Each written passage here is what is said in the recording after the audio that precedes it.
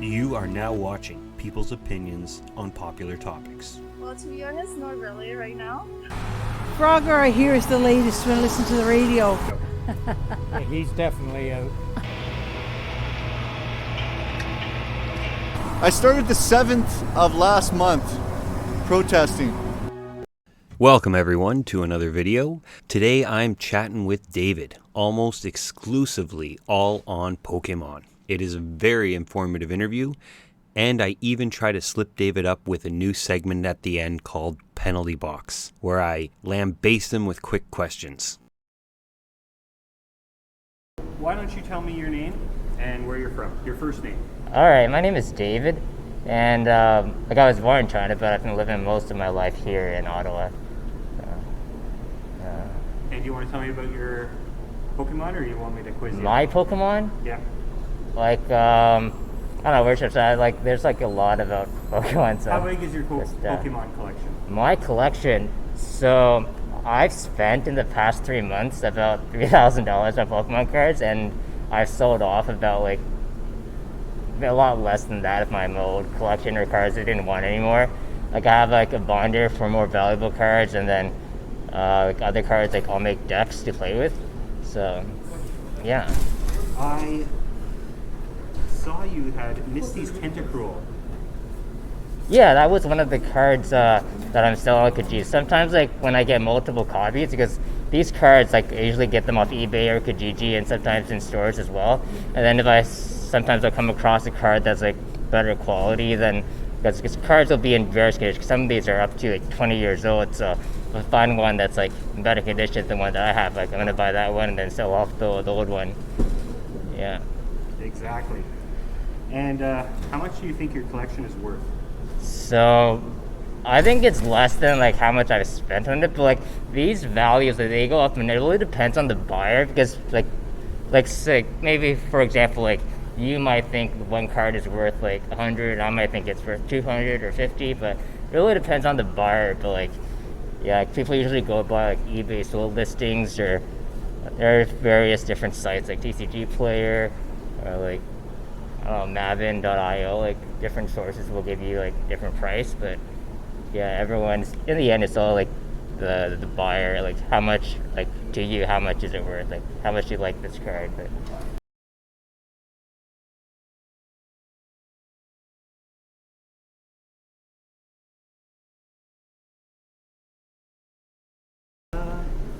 Were you collecting other cards before Pokemon? so currently I have both Pokemon and Magic cards, and before I also had some Yu-Gi-Oh cards and a few of the Digimon, and mainly Magic and Pokemon. Yeah. How do you organize your collection? My collection, so I think I went over this briefly, but I have a binder, it's more like a photo album. So I see Pokemon cards kind of as collecting art, or each card is its own art, because each there's an artist who draws each Pokemon card. So I put some of the more valuable cards in a binder, and then everything else I just store it in a box, or I'll put them into individual deck boxes. So there's various ways to organize cards, and there's all these binders and boxes you can buy. So Cool. Expanding on that a little, do you have a favorite Pokemon artist? Pokemon artist, usually I don't really pay attention to the artist. I see art that I like, I'll buy it, or yeah. Do you have a favorite? If you had to grade the Pokemon movies in top 3, which would be the top 3? Pokemon movies. So I haven't watched any of the movies in a while, but I guess the most memorable would be the first few. The Pokemon, the first movie was the first one I saw in theaters. That was over 20 years ago. And then after that, I remember there was Pokemon the movie 2000, which is the second one. And after that, I can't remember, there were quite a few, at least 20 of them. But yeah, I just haven't remember all of them. How has Pokemon kept growing so much through the years? Okay, so Pokemon was very big when like it first came out in the late 90s to like 2000s. So I first got into Pokemon, it was in grades, like between grades 3 and 4. So like at that point, everyone in my class, like almost everyone had Pokemon cards. Like we would bring them to school, like trade during recess, and then yeah, I think back then like it was mainly a kids game, but since like recently, like because of people like Logan Paul, like various social media influencers, Pokemon has become like more like a lot of more adults are into it because like people are bringing up how much like these cards are worth, like I don't know, like certain cards can be worth up to like several $100,000. So that's why so many people are now interested in these cards. And also it's been about like 20 years, so like people like me who like grew up with Pokemon, like it's like brings back the nostalgia. So yeah, and then right now it feels like more like people are more into Pokemon cards for the money than like anything else. But because a lot of people like they're not playing with the cards, like they're into Pokemon mainly because like they see like how much are these cards worth? Like yeah, like what have I got here? And then they're trying to like sell the cards or whatever. I noticed that too in research for this project. Yeah. Which card in your collection is your favorite? Which card? So I did bring some of my cards, and let's see. So this is a card from the first set release, so base set Zapdos. Yeah. You're closer. Closer? Yeah. Okay. Alright, so this one is Cool. yeah, because Zapdos is one of my like not only like one of my favorite cards, but also one of my favorite Pokemon of all time. So this one, yeah, I have a few different like different versions. Like so, like Pokemon cards, they release like the same Pokemon in different sets. So this one was base set. Like there's no set symbol right here. But like other sets, there might be like I don't know, a number 2 here. It might be like a fossil here. So I have Zapdos in like a few different like versions. So yeah, it's one of my favorite. Probably it is my most favorite Pokemon of all time. So. Which card is worth the most for you? For me, let's see. Well, there are some cards like that I want, but like they are so expensive that I don't know, I can't afford them at the current prices. But I don't know. For me, like I think when I was a kid, like I always wanted a Charizard, which is what everyone wants today, and what everyone wanted back then as well. And then but recently, like I felt like I don't know, I'm not really into the Charizard cards because it just feels like I don't know, they keep using the same card like over and over again, and like every time they release a new set, like they just change the artwork a bit, and I just feel like it's overhyped, like overpriced, and like overused. Just yeah, because like every like few years they come out, like there's new Pokemon, like they release. Originally there were only 150 or 151 Pokemon released in the first generation, but now it's like closer to 1,000. So but like they keep going back to this Charizard card because like people like it and people are spending money on this card, like a lot of money. So I heard if you could have any Pokemon card, would that be the one? Like I said, like for me, like I don't like the Charizard as much as I used to, but so like I think like I would like to have. So this would be like the Charizard equivalent of the second generation. So the 100 or so Pokemon that came out right after the first set release, which would be Lugia. So that one was also very expensive, which would cost like the cheapest one would be a few $100s, and then if you're looking at like graded cards, like those ones are in the thousands, like tens of thousands. Yeah, Pokemon cards can get very expensive these days. Yeah.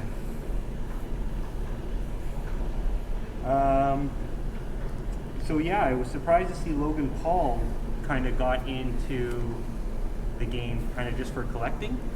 Yeah, like what I heard was, so October of 2020, he did a live stream. So he purchased a box of first edition Pokemon cards, a booster box it contains about 36 booster packs, and each pack there's about 10 cards, like one of them being rare, so you have one chance of getting a very good card, a very expensive card, and the rest are like not so great, like common cards or uncommon.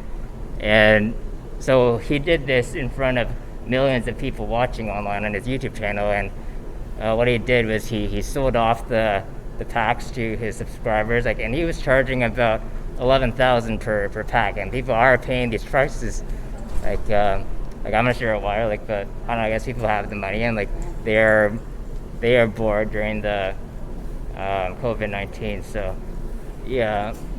And then like he donated like the profit from that to some charity, so, and like he's planning on doing like additional these like box breaks, and you'll see like other YouTubers just following this trend.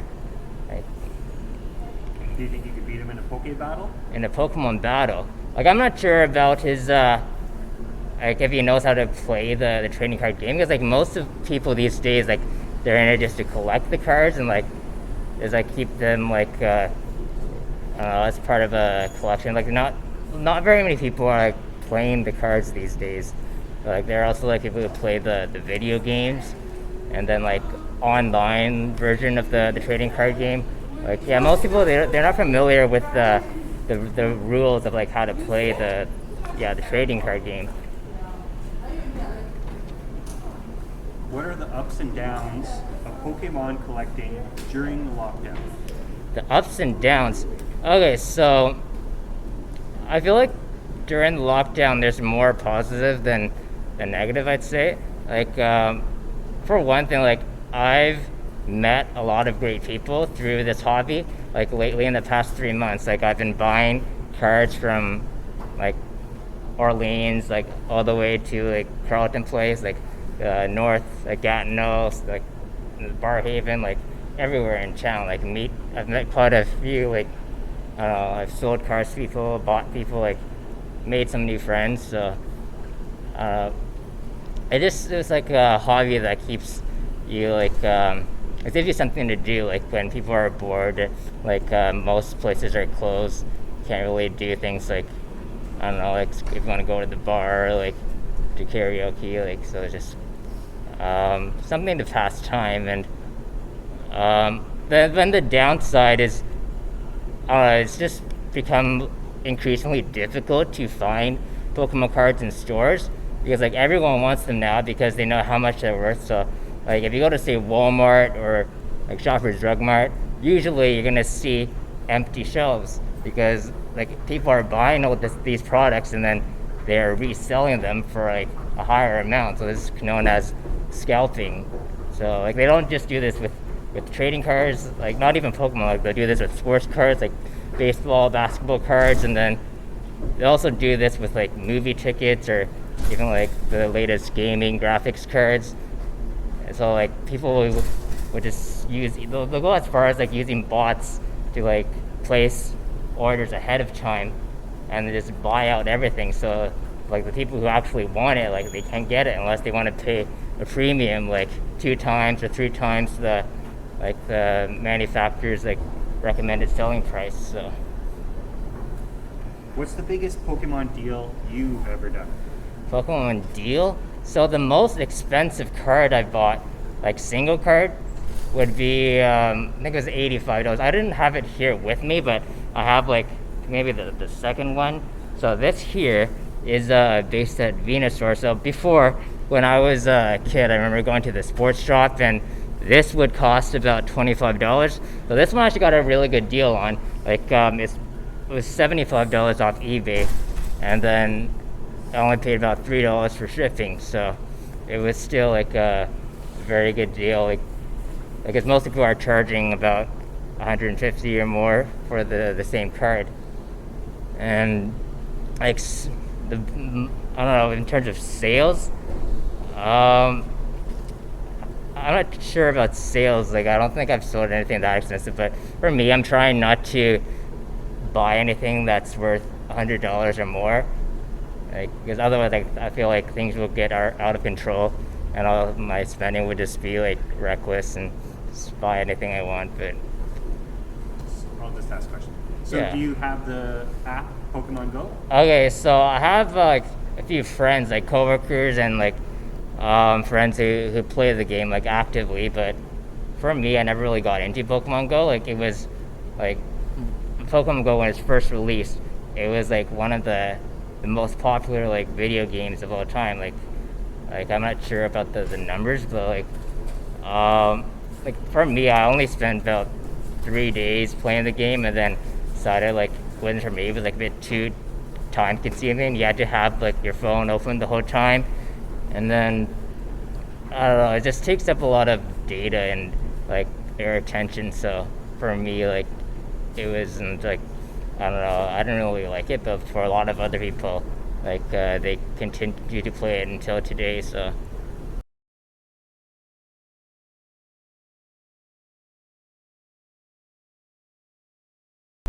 Like not only have I played the trading card game, but like I've also played like most of the Pokemon handheld like RPG games. So on the Game Boy Color, like I played the first few games, which is Red, Yellow, Blue, and then played everything up to Black and White. And then recently, like on my computer, I've been playing X and Y on an emulator.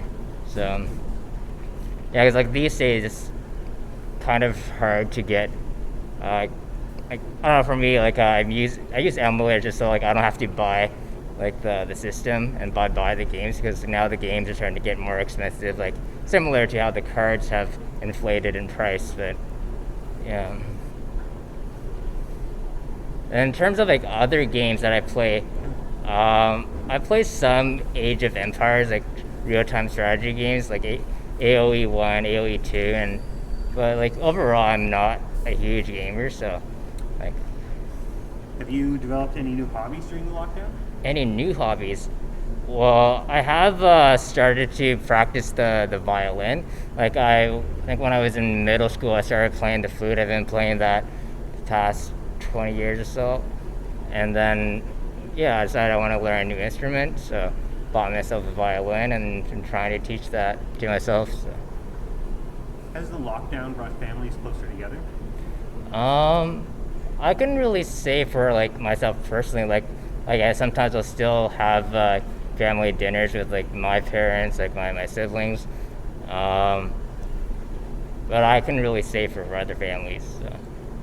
If you could have a billboard right across the street from anywhere you want, what would be on it?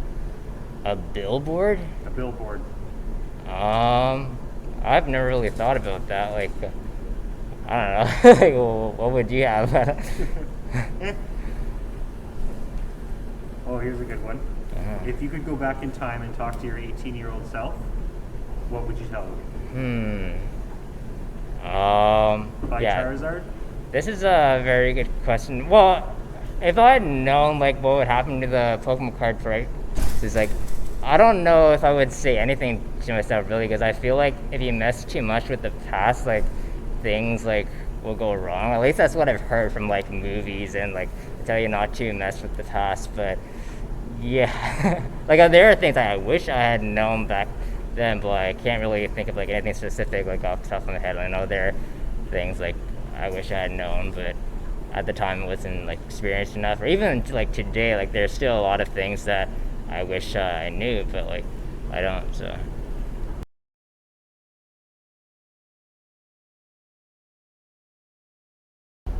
Yeah. Okay, I have a new section. I just started it today. I call That's it the okay. penalty box, and I just Yeah. throw fast questions at you, Oh wow. and then you just tell me your best answer, okay? All right, I'll try. They're That's- super easy. Okay, ready? Okay, I'm ready. Let's go. Dogs or cats? Let's say cats. Pikachu or Charizard? Pikachu. Favorite TV show? Dragon Ball Z. Favorite movie? Matrix? I don't know. If you had to choose a last meal, what would it be? Chinese food? Favorite toy growing up? Game Boy? Sweet or salty? Salty. That's it? Yeah, some of these like answers like I just I think if I had more time, I could have given a better answer. But yeah, I don't know. Don't I was worry, just, if it looks bad, I'll just take it out. But I think everything went good. all right. Yeah, I feel like I did better than I expected as well. So.